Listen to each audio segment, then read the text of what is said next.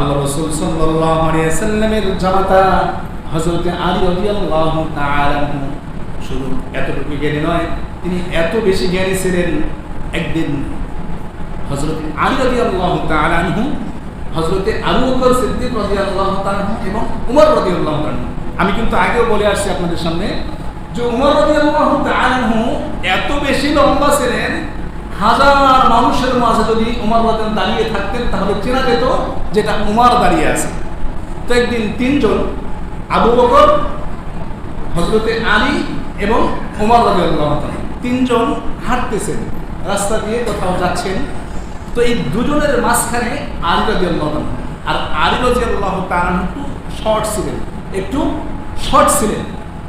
তো দুই পাশে, এক পাশে উমর, এক পাশে আবু বকর, এনারা দুজনই লম্বা, মাঝখানে আলী রাদিয়াল্লাহু তাআলা একটু শর্ট। এমতো অবস্থায় হযরতে উমর রাদিয়াল্লাহু তাআলা একটু মজা করেই আলী রাদিয়াল্লাহু তাআলা বলে ফেললেন, আনতা বাইনাকা নুকতান নুন, হে আলী, দুই নুনের মাঝে একটি নোক্তা যেমন, অনুরূপভাবে আমি এবং আবু বকরের মাঝে তুমিও ওরকম ভাবে নুনের নোক্তার মতো। আপনারা নুনের নোক্তা চিনেন তো? নুন চিনেন? নুন অক্ষর চিনেন? দুই পাশে এমন এমন হবে, মাঝখানে একটা নোক্তা হবে।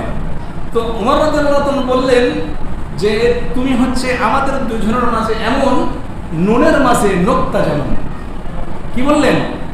তুমি আমাদের মাঝে এমন নুনের মাঝে নোক্তা যেমন। তখন আলী রাদিয়াল্লাহু তাআলা তৎক্ষণাৎ উত্তর দিতে পারেন কি পারেন না বলেন তো? সাথে সাথে আলী রাদিয়াল্লাহু তাআলা বলে ফেললেন, হে ভাই আবু বকর, হে ভাইয়া ওমর, নুনের যদি নোক্তা না থাকে ওই নুনের কোনো দাম থাকে না। নুনের কোনো দাম থাকে বলেন তো? শুধুমাত্র এরকম ভাবে একটা দাগ দিলেন কিন্তু মাঝখানে নোক্তা দিলেন না, তার কোনো মূল্য আছে? নুনের কোনো মূল্য নাই। তো আলী রাদিয়াল্লাহু তাআলা এরকম ভাবে সুন্দর একটা উত্তর দিলেন।